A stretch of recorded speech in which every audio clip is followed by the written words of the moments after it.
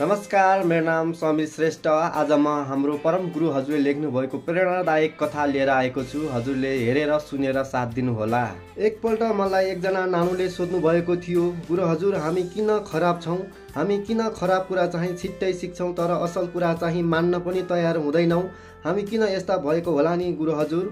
उहाँको प्रश्नमा निर्दोषपन थियो। उहाँको प्रश्न असाध्यै सरल थियो तर उत्तर निकै महत्त्वपूर्ण थियो। हामी यस्तो हुनुको पछाडि हाम्रो वातावरण र हाम्रो दृष्टिकोणमा भर पर्छ। सुरुमा हामीले आफैलाई परिवर्तन गर्नुपर्छ, हेर्ने र बुझ्ने दृष्टिकोणमा सुधार ल्याउनुपर्छ। जब हाम्रो दृष्टिकोण सकारात्मक र असल हुन्छ अनि हाम्रो व्यवहार असल हुन थाल्छ, हाम्रो असल व्यवहारले अरूलाई पनि सकारात्मक असर पर्छ अनि उनीहरू पनि असलतर्फ इच्छुक हुन्छन्। जसरी एकले अर्कोलाई असल बन्न प्रेरित गर्न सकिन्छ तर सुरुमा आफैबाट गर्नुपर्छ। नानु एकछिन सोच्न थाल्नुभयो अनि केही बेरमै फेरि सोध्नुभयो, तर गुरु हजुर, असलतामा कसरी मन बढाउने नि? जब हामी चारैतिर खराबले घेरिएका छौँ अनि कसरी असलपन देखाउन पाउन सक्छौँ? घृणाको बीचमा प्रेम खोज्न सकिन्छ र गुरु हजुर?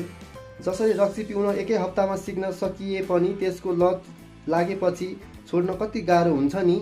त्यसै गरी हामी खराबलाई छोड्ने हो भने पक्कै समय लाग्छ र गाह्रो पनि हुन्छ, तर असम्भव भने छैन। नैतिक शिक्षा।